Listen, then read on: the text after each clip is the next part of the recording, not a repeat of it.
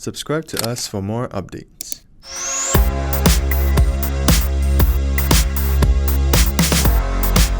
Here's how to use the netting effect and cutout to create retro videos.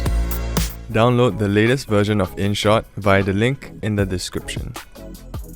Import your videos into the InShot app. Tap Effect. Tap Effect again.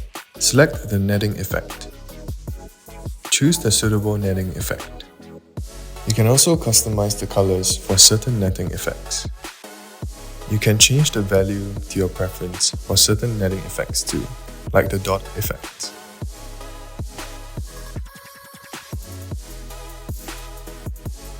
Next, we'll use photo cutout to create the freeze frames.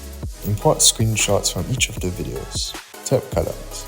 Next, select the outline icon. Choose the white outline. Export this frame. Do the same for each of the other screenshots. Next, we'll add the freeze frames to the video and animate them. Tap PIP. Tap PIP again.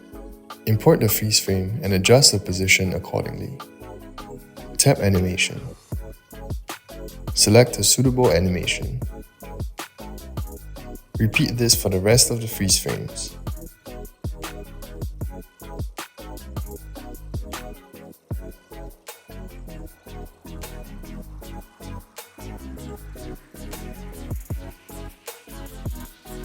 And here's the final results.